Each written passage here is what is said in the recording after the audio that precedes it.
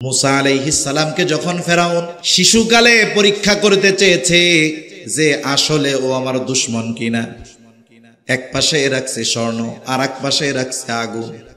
স্বর্ণের দিক হাত গেছে, ফিরিস্তা ইসা কয় ওই দিকে দিস না, আগুনে দে। আগুন ধরছে। স্বাভাবিকভাবে তৎক্ষণাৎ যদি কোনো আগুন লাগে, গরম লাগে, আমরা জিহ্বায় দেই। আগুনের ওই তাপ সহ কয়লা সহ ওনার ঠোঁটের মধ্যে লাগছে, ভাষার মধ্যে একটু জড়তা আসছে। যখন নবুয়ত দেওয়ার কথা আল্লাহ তাআলা বলেছে, আল্লাহ তাআলার কাছে মুসা আলাইহিস সালাম এই জড়তা দূর করার জন্য ফরিয়াদ করেছে, দোয়া করছে যে আমার জবানের মধ্যে আপনি তারাক্কি দেন, স্পষ্টতা দান করেন। এজন্য প্রত্যেকটা নবীকে আল্লাহ তাআলা বলার যোগ্যতা দিয়েছে। মুসা আলাইহিস সালাম নেতা, কর্মী ঝিমিয়ে পড়ছে, আতঙ্কের মধ্যে আছে, তাদেরকে উজ্জীবিত করার জন্য উনি বক্তব্য দিচ্ছেন। কি বলতেছে উনি? কর্মীরা বলতেছে আমরা ধরা পড়ে গেছি। আর নেতা দাঁড়ায় বলে কাল্লা ইন্না মাইয়া রব্বি সায়াহদিন। নেতা বলতেছে কখনোই ধরা পড়বো না, এখনো পড়বো না, পরেও পড়বো না, কখনো ফেরাউন আমাদের ধরতে পারবে না। কেন ধরা পড়বো না? তাদের হাতে অস্ত্র আছে, পার হওয়ার জন্য আমাদের কোনো ব্যবস্থা নাই, ধরা পড়বো না কেমনে কর? কেমন যেন মুসা আলাইহিস সালাম বলে তাদের সাথে যা থাকে থাক, ইন্না মাইয়া রব্বি, আমার সাথে আছে আমার রব। যদি সাথে থাকে, দুনিয়ার সব যদি বিপক্ষে চলে যায়, কোনো কিছু আসে যায় না, ঠিক কিনা কর? আর রব যদি সাথে না থাকে, পৃথিবীর সর্বাধুনিক সমরাস্ত্র দিয়েও বিজয় অর্জন করা সম্ভব নয়। এর দৃষ্টান্ত আমরা দেখতে পেরেছি আফগানিস্তানে। আমেরিকা ন্যাটো জোট সহ 22 বছর ধ্বংসযজ্ঞ চালিয়েছে, কিন্তু ওই মানুষগুলাকে নিশ্চিহ্ন করে দিতে পারে নাই, কারণ তাদের সাথে যিনি ছিলেন তিনি কে? আরো জোরে বলেন কে? আল্লাহ। রাসূলুল্লাহ সাল্লাল্লাহু আলাইহি ওয়াসাল্লাম মক্কা থেকে মদিনায় হিজরত শুরু করলেন। মক্কা থেকে মদিনা হলো উত্তর দিকে, নবীজি সফর শুরু করলেন দক্ষিণ দিকে। কৌশলগত কারণে মদিনার দিকে না গিয়ে তিনি ঠিক বিপরীত দিকে গেলেন। কেন? কারণ কাফেররাও মোটামুটি জেনে ফেলেছিল যে মুহাম্মদ সাল্লাল্লাহু আলাইহি ওয়াসাল্লাম মদিনায় হিজরত করবে। এখন যদি তারা নবীজিকে খুঁজতে যায়, স্বাভাবিক মদিনার পথে যাবে, এটাই স্বাভাবিক। কিন্তু নবীজি গেলেন বিপরীত দিকে, সাওর পর্বতের এক গুহার মধ্যে আত্মগোপন করলেন। কাফেররা এতটা চতুর, এত চালাক, খুঁজতে খুঁজতে বিপরীত দিকে ওই গর্তের কাছে চলে গেছে। কত কাছে গেছে? এত কাছে চলে গেছে, আবু বকর সিদ্দিক রাদিয়াল্লাহু তাআলা আনহু বলেন, কাফেররা গুহার উপরে দাঁড়ায়া পরস্পর কথাবার্তা বলতেছে, আমি সব শুনতেছি। কে বলতেছে তাকে চিনতেছি, কি বলতেছে তাও শুনতেছি। তিনি বলেন আমাদেরকে দেখার জন্য, পাওয়ার জন্য বেশি কিছু করা লাগবে না, তারা যদি নিজেদের পায়ের দিকে তাকায় আমাদের দেখে ফেলবে। কঠিন এক মুহূর্ত। হযরত আবু বকর সিদ্দিক রাদিয়াল্লাহু তাআলা আনহু চিন্তিত, চেহারার মধ্যে চিন্তার ছাপ। আবু বকর তো খাঁটি আশিকে রাসূল, সে নিজের জীবনের জন্য চিন্তিত নয়, বরং সে চিন্তিত নবীজির জন্য। নবীজিও আবু বকর সিদ্দিকের চেহারা দেখছে, যে আবু বকরের চেহারার মধ্যে ভয়ের ছাপ, চিন্তার ছাপ। নবীজি সাল্লাল্লাহু আলাইহি ওয়াসাল্লাম আর আবু বকর সিদ্দিক রাদিয়াল্লাহু তাআলা আনহু উভয়ের মধ্যে তখন কিছু কথা হইছে। কথা দুইজনের মধ্যে এই কথা আল্লাহ তাআলা তো শুনেছেন, সাথে সাথে কোরআনুল কারীমের মধ্যে উভয়ের কথার ব্যাপারটাও আলোচনা করেছেন। আল্লাহ তাআলা বলেন ইযহুমা ফিল গার ইয ইয়াকুলু লিসাহিবিহি লা তাহজান ইন্নাল্লাহা মা'ানা। নবীজি সাল্লাল্লাহু আলাইহি ওয়াসাল্লাম আবু বকর সিদ্দিক রাদিয়াল্লাহু তাআলা আনহুর এই চিন্তিত চেহারা, ভীতির চেহারা দেখে বলতেছে, আবু বকর লা তাহজান, তুমি কোনো চিন্তা করো না, এই গর্তে শুধু তুমি আর আমি দুইজন নয়, আমাদের সাথে তৃতীয় জন যিনি আছেন তিনি কে? আরো জোরে বলেন, কে আছে? আল্লাহ। শত্রু একেবারে কাছে, হুঁশ হারা হয়েও না, হিম্মত হারা হয়েও না, কারণ আমাদের সাথে আল্লাহ। এক কথা থেকে অপর দিকে লম্বা কথা হয়ে যাইতেছে। মুসা আলাইহিস সালাম বললেন, ক্বালা কাল্লা ইন্না মাইয়া রাব্বি সায়াহদিন। আমার রব আমার সাথে আছে, সামনের পথ অচিরেই তিনি দেখায় দিবেন। আল্লাহু আকবার বলেন। আরে সমুদ্র কি পথ দেখাবে? আল্লাহ তাআলা সাথে সাথে জানায়া দেন, ফাআউহাইনা ইলা মুসা আনিযরিব বিআসাকাল বাহর ফানফালাকা ফাকানা কুল্লু ফিরকিন কাত-তাউদিল আযীম। বলেন আল্লাহু আকবার। মুসা আলাইহিস সালামের কাছে আল্লাহ তাআলা প্রত্যাদেশ পাঠায় দিলেন, ওহী পাঠায় দিলেন। ফাআউহাইনা ইলা মুসা, আল্লাহ তাআলা বলেন আমি মুসার কাছে প্রত্যাদেশ পাঠাইলাম, ওহী পাঠাইলাম। কি ওহী, কি আদেশ? আনিদ্রিব বিআসাকাল বাহর, ও মুসা তোমার হাতে যে লাঠিটা আছে এই লাঠিটা দিয়ে সমুদ্রের উপরে বাড়ি মারো। সুবহানাল্লাহ। মুসা আলাইহিস সালামের মুআজিজা, অন্যতম মুআজিজা হলো এই লাঠি। সাধারণ লাঠি আর এই লাঠি এক না, এই লাঠি আর সাধারণ লাঠি এক না। আল্লাহ তাআলার পক্ষ থেকে মুসা আলাইহিস সালামের মুআজিজা ছিল লাঠি। এই লাঠি ছাইড়া দিলে এটা বিশাল আকারে সাপে পরিণত হয়ে যাইত। মুসা আলাইহিস সালাম আল্লাহরে বলেন, না আল্লাহ, এই সমুদ্রের মধ্যে লাঠি দিয়া বাড়ি দিলে কি হবে? বরং আল্লাহ তাআলা আদেশ করেছে, মুসা আলাইহিস সালাম সাথে সাথে আল্লাহর আদেশ মোতাবেক সমুদ্রের উপরে বাড়ি দিয়ে দিয়েছে। একটা লাঠির আঘাতে সমুদ্রের ওই বিশাল তরঙ্গ ঢেউয়ের মধ্যে কিছুই হবে না। ইমানদারের কাজ কি? ইমানদারের কাজ হলো আল্লাহর পক্ষ থেকে যখন সুস্পষ্ট কোনো নির্দেশনা আসে, ওই নির্দেশ মানার ক্ষেত্রে যুক্তির পেছনে না দৌড়িয়ে আল্লাহর ওই আদেশ মেনে নেওয়াটাই হলো ইমানদারের কাজ। যদি আল্লাহর আদেশ আসার পরে কেউ যুক্তির পেছনে পড়ে যায়, তাহলে শয়তান তাকে বশ করে ফেলবে। কেন? আল্লাহ তাআলা যখন আদম আলাইহিস সালামকে সিজদার আদেশ দিয়েছেন, সমস্ত ফেরেশতাকুল সহ আযাজিল সহ আদম আলাইহিস সালামকে সিজদা করার নির্দেশ দিয়েছিলেন কে? জোরে বলেন। আল্লাহ রাব্বুল আলামিন আদেশ করলেন, উসজুদু লি আদম, তোমরা সবাই আদমকে সিজদা করো। ফাসাজাদু ইল্লা ইবলিস, সবাই সিজদা করলো ইবলিস ছাড়া। ইবলিস সিজদা করে নাই। আল্লাহ তাআলা জিজ্ঞাসা করে, ক্বালা মা মানাআকা আন তাসজুদা লিমা আমারতুক, কোন জিনিসে তোমাকে আমার আদেশ মান্য করতে বাধা দিল? এইবার ইবলিস আদেশ অমান্য করার যৌক্তিকতা তুইলা ধইরা কয়, ক্বালা আনা খায়রুম মিন খলাকতানি মিন নার ওয়া খলাকতাহু মিন তিন। শয়তান যুক্তি দিছে, আদেশ দিছে কে? আদেশ অমান্য করে যুক্তি প্রদর্শন করতেছে, আমি তার চাইতে ভালো, আমারে বানাইছেন আগুন দিয়া, ওরে বানাইছেন মাটি দিয়া, এই জন্য আমি ওর চেয়ে ভালো, এই জন্য সিজদা করি নাই। তাহলে আল্লাহ তাআলার আদেশ, সুস্পষ্ট আদেশ আসার পর ওই আদেশ অমান্য করে যুক্তির পেছনে দৌড়ানো, এটা ইমানদারের কাজ হতে পারে না, ওটা ইবলিস শয়তানের কাজ। ঠিক কিনা করে? মুসা আলাইহিস সালাম সাথে সাথে সমুদ্রের উপরে আঘাত করলেন। আঘাত করার সাথে সাথে সমুদ্র দুই ভাগে বিভক্ত হয়ে গেল। ফানফালাকা, ফেটে গেল সমুদ্র, দুই ভাগে বিভক্ত হয়ে গেল। ফাকানা কুল্লু ফিরকিন কাত-তাউদিল আযীম, দুই ভাগে শুধু ফেটে গেছে এমনটা নয়, বরং দুই দিক থেকে দুই ভাগ উঁচু হয়ে পাহাড় সাদৃশ্য উঁচু দেয়ালের ন্যায় হয়ে গেল।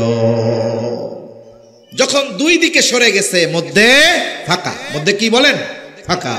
সমুদ্রের তলদেশ আল্লাহ তাআলা মুহূর্তের ভিতরে শুকনা বানায় দিয়েছে। তাফসীরের মধ্যে আসছে, বনি ইসরাইলের 12টা গোত্র ছিল। কয়টা? জোরে বলেন, কয়টা? 12টা। 12টাও বাইজে যাইতেছে। 12টা গোত্র ছিল। শুকনা রাস্তা দিয়ে 12 গোত্র পার হওয়া শুরু হয়ে গেল। আল্লাহ তাআলা কোরআনুল কারীমের মধ্যে বলেন, ওয়াজাওয়াজনা বিবানি ইসরাঈলাল বাহরা ফাআতবাআহুম ফিরআউনু বিজুনুদিহি বাগয়াও ওয়া আদওয়া। আল্লাহ রাব্বুল আলামিন বলেন, আমি বনি ইসরাঈলদেরকে সমুদ্র পার করে দিলাম। আল্লাহ তাআলা রাস্তা বানায়া তাদের সমুদ্র পারের ব্যবস্থা করে দিয়েছেন। যখন তারা মাঝ রাস্তা অতিক্রম করেছে, আর ফেরাউন তার সৈন্যবাহিনী নিয়ে রাস্তার গোড়ায় আসছে, আয়েশা দেখে সুন্দর এক বিশাল রাস্তা, শুকনা ঠনঠনা রাস্তা। ফেরাউন খুব ভালো মতো জানে যে এই রাস্তা দিয়ে বনি ইসরাইলীরা নিরাপদ গন্তব্যে চলে যাবে। তাদের জন্য এই রাস্তা যেমন নিরাপদ, তার চাইতে এই রাস্তা আমার জন্য বেশি বিপদ। এরপরেও কি করলো ফেরাউন? বুঝার পরেও জানার পরেও কি করলো? আল্লাহ তাআলা বলেন, ফাআতবাআহুম ফিরআউনু বিজুনুদিহি বাগয়াও ওয়া আদওয়া। ওই যে বলতেছিলাম, মানুষ যখন সীমা লঙ্ঘন করে, প্রতিশোধ পরায়ণ হয়ে যায়, তখন সে তার কাজ কর্মের ফলাফল কি হতে পারে এটা চিন্তা করে না। আল্লাহ তাআলা বলেন, ফাআতবাআহুম ফিরআউনু বিজুনুদিহি বাগয়াও ওয়া আদওয়া। এইবার এই রাস্তা দেখা ফেরাউন তার সৈন্য সামন্ত সহ তার অনুসারীরা সহ বনি ইসরাইলদের পেছনে অনুসরণ করা শুরু করলো। কেন? আল্লাহ বলেন, বাগয়াও ওয়া আদওয়া, সীমা লঙ্ঘন করে শত্রুতা বশত বনি ইসরাইলীদেরকে সমূলে নিশ্চিহ্ন করে দেওয়ার নেশায়, হত্যার নেশায়, রক্তের নেশায় যখন সে তার সৈন্য সামন্ত সহ বনি ইসরাইলীদের পেছনে অনুসরণ করা শুরু করছে, মুসা আলাইহিস সালাম তার উম্মতদেরকে নিয়ে ওই পাড়ে উঠে গেছে, আর ফেরাউন তার বাহিনী নিয়ে পৌঁছায় গেছে মাঝ দরিয়ায়। বলেন তো, রাস্তা আল্লাহ যাদের জন্য বানাইছে তাদের ব্যবহার শেষ, এখন আর রাস্তার দরকার আছে? জোরে বলেন, আছে? আল্লাহ তাআলা পানিকে আদেশ করলেন, পানি তুমি আগের অবস্থায় ফিরে যাও। আল্লাহ তাআলা হলেন এমন এক মহান সত্তা, যখন তিনি কোনো কিছু ইচ্ছা করেন, শুধু বলেন হও, সেটা তৎক্ষণাৎ হয়ে যায়। আল্লাহ তাআলা বলেন, ইন্নামা আমরুহু ইযা আরাদা শাইআন আন ইয়াকুলা লাহু কুন ফায়াকুন। আল্লাহ তাআলা যখন কিছু ইচ্ছা করেন, যখন কিছু করতে চান, শুধু বলেন কুন, হও, ফায়াকুন, সেটা তৎক্ষণাৎ হয়ে যায়। বলেন আল্লাহু আকবার। আল্লাহ তাআলা পানিকে আদেশ দিলেন, পানি তুমি আগের অবস্থায় ফিরে যাও। এইবার দুই দিকের ওই উঁচু পাহাড় সাদৃশ্য দেয়ালের ন্যায় পানি একসাথে ফেরাউন আর তার বাহিনীর উপরে পড়ছে। এমন ভাবে পড়ছে, একটা সৈন্য নিচের থেকে উপরে আসতে পারে নাই, সব জায়গায় শেষ। কিন্তু আল্লাহ তাআলা ফেরাউনকে সহজে ছাড়বে না। আল্লাহ রাব্বুল আলামিন জিবরাইল আলাইহিস সালাম রে পাঠায়া দিছে, একবারে সমুদ্রের তল থেকে এক টান দিয়া উপরে উঠায় আনছে। চুবনি শুরু হয়ে গেছে। কি শুরু হয়েছে? জোরে কম। চুবনি শুরু হয়েছে। বৃষ্টি আসে? আর একটু আসুক, যদি বেশি আসে আমি কি থাকবো? বৃষ্টি যদি আসেই আপনারাও যাবেন, আমিও যাবো, তাইলে ওই ভাগা যেই বৃষ্টিতে লাগবে, ওই ভাগার মতো বৃষ্টি আগে আসুক, এরপরে ভাগি, নাকি কর? এইটুক সিটা বৃষ্টি দেখাই যদি নড়াচড়া আর আমাকে শুরু হয়ে যায়, তাহলে তো কাম হইল না। আর বেশি রাত্রেও করবো না। বৃষ্টি ঘন হলে, বেশি বৃষ্টি হলে তো আপনাদের কষ্ট দিব না ইনশাআল্লাহ। একটু কথা শুনি।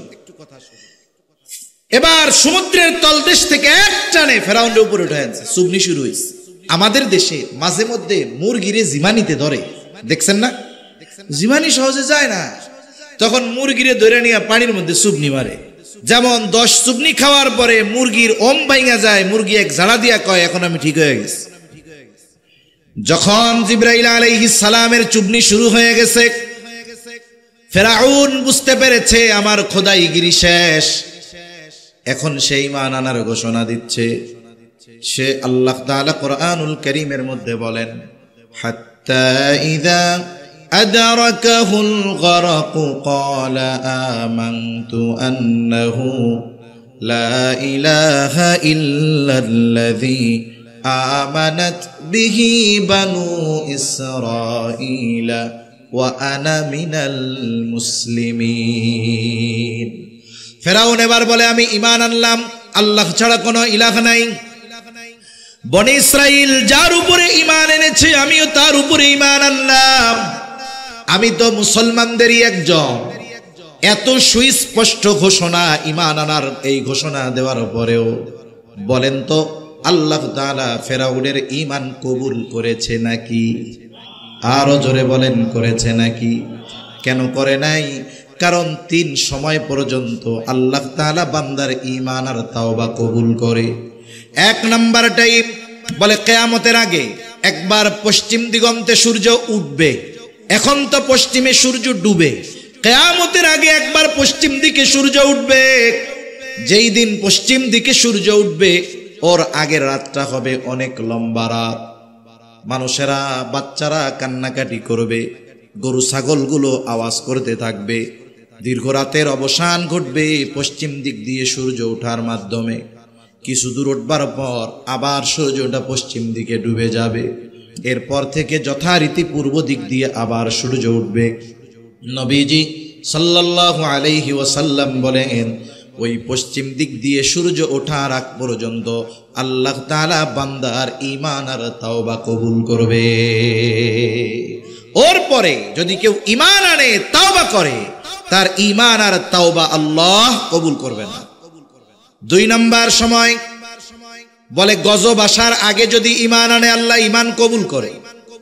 যেমন হযরত ইউনূস আলাইহিস সালামের সম্প্রদায় যেই দিন গজব আসবে ওই দিন ইউনূস আলাইহিস সালামের বাড়িতে গিয়া দেখে উনি নাই। কারণ গজবের খবর দেওয়ার পরে ওনার সম্প্রদায়ের অবাধ্যতার মাত্রা আরো বেড়ে গেছে। উনি দেখলো এদের পরিবর্তনের কোনো সম্ভাবনা নাই, গজব তো আসবেই।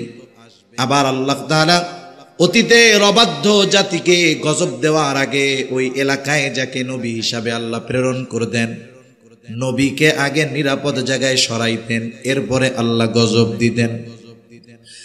এই দৃষ্টিকোণ থেকে অতীতের বিষয়গুলোকে সামনে এনে ইউনূস আলাইহিস সালাম আল্লাহ তাআলার পক্ষ থেকে নির্দেশ আসার আগে উনি এলাকা ছেড়ে চলে গেলেন। সকালবেলায় যখন ওনার অনুসারীরা, ওনার সম্প্রদায়ের লোক বাড়িতে গিয়া দেখে আজকে ইউনূস আলাইহিস সালাম নাই। কয়েকজনরে খুঁজতে পাঠাইছে, যাও একটু খুঁজা টুইজা দেখো আশেপাশে আছে নাকি। তারা চতুর্দিকে খুঁজে ফিরে এসে বলে না, কোথাও কোনো খবর নাই। এইবার তাদের অন্তরের মধ্যে ভয় সৃষ্টি হয়ে গেল। এতকাল ইউনূসের উপরে এত জুলুম করেছি, এত যন্ত্রণা তাকে দিয়েছি, সে কখনো আমাদেরকে ছেড়ে যায় নাই। সত্যই মনে হয় গজব আসবে, এই জন্য গোসা হইয়া আমাদেরকে রাইখা সে চইলা গেছে। তাদের মধ্যে ভয় কাজ করলো। তারা সকলে আল্লাহর কাছে তওবা করলো, ঈমান আনলো। এই ঈমান আনার কারণে তাদের উপরে যেই গজব আসার কথা ছিল, আল্লাহ তাআলা ঈমানকে কবুল করে তাদের উপরে আসন্ন গজবকে আল্লাহ উঠায় নিয়ে গেল। আরেকটা হলো, এটা প্রত্যেকটা ব্যক্তির নিজের সাথে সম্পৃক্ত সময়। রাসূলুল্লাহ সাল্লাল্লাহু আলাইহি ওয়াসাল্লাম বলেন, ইন্নাল্লাহা ইয়াকবালু তাওবাতাল আবদি হাত্তা মা লাম ইউগারগির। আল্লাহ তাআলা তার বান্দার তাওবা মৃত্যু যন্ত্রণা শুরু হওয়ার আগ পর্যন্ত আল্লাহ তাআলা কবুল করে। আল্লাহ রাব্বুল আলামিন মৃত্যু যন্ত্রণা শুরু হওয়ার আগ পর্যন্ত বান্দার তাওবা কবুল করে। এই 3 সময়। এখন বলেন তো, ফেরাউন ঈমান আনার ঘোষণা দিয়েছে গজব আসার আগে নাকি পরে? এই জন্য ফেরাউনের তাওবা আল্লাহ কবুল করে নাই। যেই কথা থেকে গেলাম, প্রথমে বাদশাহ ইউসুফ জুরনাওয়াজের যেই ঘটনা বলতেছিলাম, যে যখন মানুষ প্রতিশোধ পরায়ণ হয়ে যায়, সীমা লঙ্ঘন করে বসে, রক্তের নেশা যখন সে পেয়ে বসে, এমনও কিছু কাজ সে করে বসে, ওই কাজের পরিণতি তার কি হতে পারে সেটা সে চিন্তাও করে না। এইবার ইউসুফ জুরনাওয়াজ তো বালকটারে মারার জন্য পেরেশান, কেমনে হত্যা করা যায়। বালকটা এবার বলতেছে, বাদশাহ তুমি নিজের পদ্ধতি অবলম্বন করে আমাকে মারতে পারবা না, আমারে যদি মারতে হয় তাহলে আমার পদ্ধতি অনুযায়ী তোমার মারতে হবে। বাদশার চিন্তা হলো, ওরে মারতে পারলে রাস্তা ক্লিয়ার, কিন্তু মারলে কি পরিণতি হতে পারে এটা আর চিন্তা করে নাই। এইবার বলে, বলো তোমারে কেমনে মারা যাবে। বলে, নির্দিষ্ট দিন দেশের সব মানুষকে তুমি এক জায়গায় একত্রিত করবা, সবাই উপস্থিত থাকবে, তাদের মধ্যে আমি দাঁড়ায় থাকবো ফাঁকা জায়গায়, চতুর্দিকে মানুষ থাকবে, আমারে দেখবে, আর তোমার জল্লাদ আমার দিকে তীর নিক্ষেপ করবে, তবে শর্ত হইল বিসমিল্লাহি বিরব্বিল গোলাম, এই কথা বলে তীর মারতে হবে। বাদশাহ চিন্তা করলো, এই কথায় বইলা তীর মারলে ও যদি মইরা যায় তাহলে তো ভালো, রাস্তা ক্লিয়ার হয়ে গেল। নির্ধারিত দিন, হাজারো লাখো মানুষের উপস্থিতি, একেবারে দুধের বাচ্চা নিয়া মা চইলা আসছে, কারণ সকলের মুখে মুখে ঘটনা বাদশার সাথে এই বালকের এই লড়াই। সবাই চলে আসছে, মধ্য জায়গায় যুবক দাঁড়ানো, সবার দৃষ্টি কি ঘটনা ঘটতেছে। এইবার জল্লাদ বিসমিল্লাহি বিরব্বিল গোলাম বইলা তীর মাইরা দিল বালকের দিকে। তীরটা তার গায়ে গিয়া লাগলো, বালক জমিনের উপরে লুটায় পড়ে গেল, মারা গেল, শহীদ হয়ে গেল।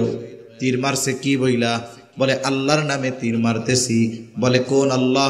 বলে, এই বালকের রব আল্লাহর নামে তীর মারতেছি। এই কথা বলে তীর মারার সাথে সাথে বালক যখন জমিনের উপরে লুটিয়ে পড়ে গেছে, শহীদ হয়ে গেছে, উপস্থিত সব মানুষ সমস্বরে ঘোষণা দিয়া দিল, আমানতু বিরব্বিল গোলাম। প্রত্যেকেই বলতেছে, আমিও এই বালকের রবের উপরে ঈমান আনলাম। এখন বলেন তো, তীরের আঘাতে এই বালক মারা গেছে, তবে এই বালক কি হেরে গেছে নাকি? সে মৃত্যুর মাধ্যমে তার কাঙ্ক্ষিত সফলতা অর্জন করেছে। এজন্য হয়তো ওই জালেম ইহুদি গোষ্ঠী আমার গাজ্জার মুসলমান ভাইদেরকে হয়তো হত্যা করে ফেলবে, তারা শাহাদাতের দরজা পাবে, কিন্তু তাদেরকে কখনো পরাজিত করা সম্ভব হবে না। কারণ জিহাদের ময়দানে ইমানদার যখন আল্লাহর জন্য লড়াই করতে যায়, সে হারে না, হয়তো সে গাজী হয়, নয়তো সে মৃত্যুর মাধ্যমে শাহাদাতের অমীয় সুধা পান করে। ঠিক কিনা বলেন? এজন্য সম্মানিত উপস্থিতি, আবহাওয়া অনুকূলে না, এটা আল্লাহর ইচ্ছা। এজন্য কথা লম্বা করব না। আমি আরো কিছু কথা বলার নিয়ত করছিলাম, কিন্তু পরিবেশ পরিস্থিতি, লম্বা কথা দরকার নাই। শিক্ষা শুধু এতটুকুই নিয়ে রাখি যে আমরা যদি দ্বীনের জন্য, ইসলামের জন্য, আল্লাহর জন্য জালেমের সাথে লড়াই করে মরেও যাই, হয়তো মৃত্যু হবে, কিন্তু আমরা পরাজিত হব না। এজন্য আমাদের প্রস্তুতি নিতে হবে, নিজেদের মধ্যে অনৈক্য দূর করে ঐক্যের যেই দুর্ভেদ্য যেই দেয়াল, এটা গড়ে তুলতে হবে।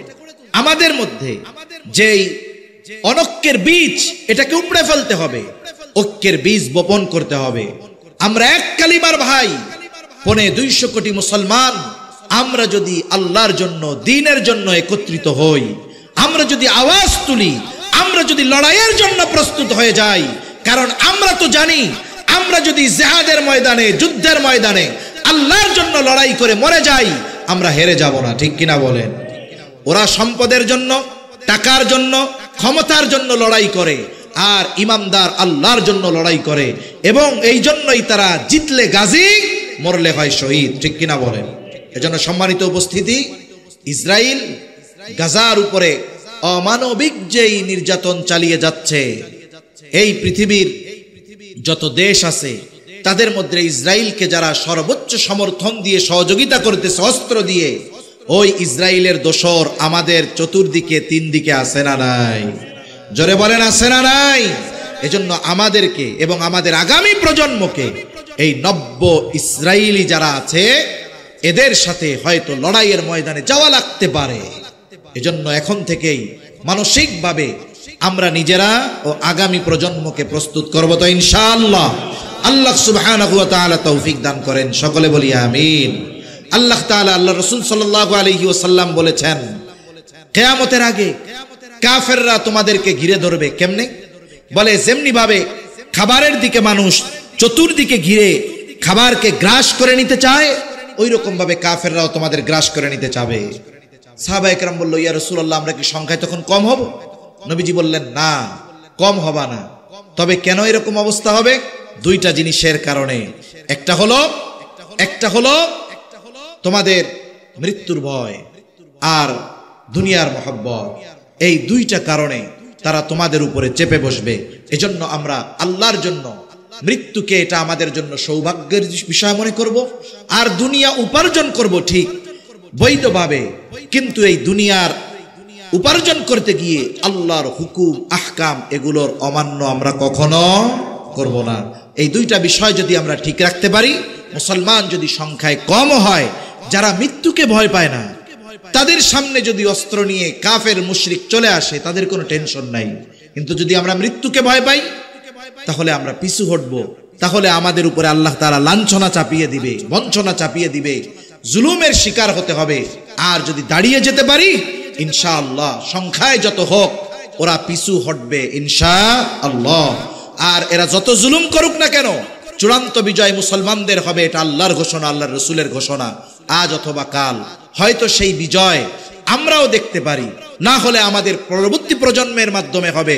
কিন্তু ওই বিজয়ী কাফেলার শামিল যেন আমরা হতে পারি, এজন্য নিজেদেরও প্রস্তুত করা, আগামী প্রজন্মকেও ওইভাবে প্রস্তুত করা, যেন আমাদের পরবর্তীতে যদি ওই কাফেলার সাথে তারা মিলতে পারে, তারা যেন তাদের সাথে মিলে ইসলাম বিজয়ের সাক্ষী হতে পারে। আল্লাহ আমাদের এবং আমাদের আগামী প্রজন্মকে এইভাবে গড়ে তোলার তৌফিক আল্লাহ দান করেন। সকলে বলি আমিন। সম্মানিত উপস্থিতি, দোয়া হয়ে যাবে। আপনারা যদি এই দোয়ার পূর্ব মুহূর্তে, মধ্যরাত দোয়ার পূর্ব মুহূর্তে আপনারা যদি কেউ এই প্রতিষ্ঠানটার জন্য, কত সুন্দর তিলাওয়াত, এইরকম গ্রামের ভিতরে সুন্দর মাদ্রাসা, তিলাওয়াতের মান কত সুন্দর, তানজিম বোর্ডে ছেলেটা প্রথম হয়েছে, বাকিগুলাও ভালো রেজাল্ট করছে, আর তিলাওয়াত কত সুললিত, সুন্দর, সুস্পষ্ট এবং শুদ্ধ। এই ধরনের তিলাওয়াত সচরাচর অনেক জায়গায়, অনেক বড় বড় মাদ্রাসা কিন্তু পাওয়া যায় না। এগুলো আপনাদেরই সহযোগিতার যেই ফলাফল, এটা আপনারা দেখতে পেয়েছেন। দুরূদ শরীফ পড়ি। আল্লাহুম্মা সাল্লি আলা মুহাম্মদ ওয়া আলা আলি মুহাম্মাদিন কামা সাল্লাইতা আলা ইব্রাহিম ওয়া আলা আলি ইব্রাহিম ইন্নাকা হামিদুম মাজিদ। اللهم بارك على محمد وعلى آل محمد كما باركت على إبراهيم وعلى آل إبراهيم إنك حميد مجيد। মুতাহের সর্দার 2000 টাকা আল্লাহ কবুল করুন। আলহামদুলিল্লাহি রাব্বিল আলামিন ওয়াল আকিবাতু লিল মুত্তাকিন ওয়াসসালাতু ওয়াসসালামু আলা খায়রি খালকিহি মুহাম্মাদিন ওয়া আলা আলিহি ওয়া আসহাবিহি আজমাইন। ربنا ظلمنا أنفسنا وإن لم تغفر لنا وترحمنا لنكونن من الخاسرين ربنا آتنا في الدنيا حسنة وفي الآخرة حسنة وقنا عذاب النار ربنا لا تزغ قلوبنا بعد إذا هديتنا وهب لنا من لدنك رحمة إنك أنت الوهاب رب العالمين। গভীর রাত পর্যন্ত কিছু দিনই কথা বলবার পর গুনাহ মাখা হাত আমরা তুলে ধরেছি। আয় আল্লাহ, যে যেখান থেকে হাত উঁচু করেছি, সকলের বিগত জীবনের সব ধরনের গুনাহগুলো মাফ করে দেন। আয় আল্লাহ, মা বোনেরাও এসেছে, তাদেরকেও মাফ করে দেন। আয় আল্লাহ, খাস করে আমাদের আত্মীয় স্বজন যে যেখানে আছে মাফ করে দেন। আয় আল্লাহ, যারা দুনিয়া ছেড়ে চলে গেছে তাদের মাফ করে দেন। খাস করে আশেপাশে যত কবরস্থান আছে, যত মুমিন মুমিনাত শাহীদ আছে, আল্লাহ সকলের কবরগুলো আপনি জান্নাতের টুকরো বানায়া দেন রব্বুল আলামিন। খাস করে আজকের এই মাহফিল আপনি কবুল করেন। আয় আল্লাহ, আশরাফুল উলুম হাফিজিয়া কওমি নুরানি মাদ্রাসার এই মাহফিল কবুল করেন, মাদ্রাসাকে কবুল করেন। খাস করে আপনার বান্দারা মাদ্রাসাকে মোহাব্বত করে যে যেভাবে সহযোগিতা করেছে, আল্লাহ টাকা দিয়ে, সিমেন্ট দিয়ে, ধান দিয়ে, আয় আল্লাহ পরামর্শ দিয়ে, ছাত্র দিয়ে, আয় আল্লাহ যে যেভাবে সহযোগিতা করেছে, করে, সকল প্রকার সাহায্য সহযোগিতা আপনি কবুল আর মঞ্জুর করে নেন রব্বুল আলামিন। সকলকে উত্তম প্রতিদান আপনি দান করেন। মাদ্রাসার যত প্রয়োজনীয়তা আছে গায়বী খাজানা থেকে ব্যবস্থা করে দেন। মাদ্রাসার ওস্তাদ ছাত্র কমিটি যারা আছে সকলকে কবুল করে নেন আল্লাহ। এই মাদ্রাসা সহ তামাম দুনিয়ার সকল দ্বীনি মাদারিসগুলা সকল ষড়যন্ত্র চক্রান্ত থেকে হেফাজত করেন রব্বুল আলামিন। খাস করে আমরা যারা হাত উঁচু করেছি, আল্লাহ, আমাদের মধ্যে হয়তো অনেকের মা নাই, অনেকের হয়তো বাবা নাই, অনেকে হয়তো নিজের হাতে মোহাব্বতের মা বাবাকে কবরে শোয়ায় রাখছে। আল্লাহ, দুনিয়ার অপর প্রান্তে আমেরিকার খবর মুহূর্তের ভিতরে পাওয়া যায়, দেখা যায়। 3 হাত মাটির নিচে মোহাব্বতের মা বাবার কবরের খবর দেখা যায় না, জানা যায় না। আয় আল্লাহ, গুনার কারণে যদি কারো মা বাবার কবরে আযাব হয়, আমাদের মধ্যে যাকে পছন্দ, যারা আমল পছন্দ, তারা আমলের ওসিলায় ওই মা বাবার কবরের আযাব আল্লাহ আপনি মাফ করে দেন, কবরগুলো জান্নাতের টুকরো বানায়া দেন, কিয়ামতের দিন হিসাব সহজ করে জান্নাতের ব্যবস্থা আপনি করে দিয়েন।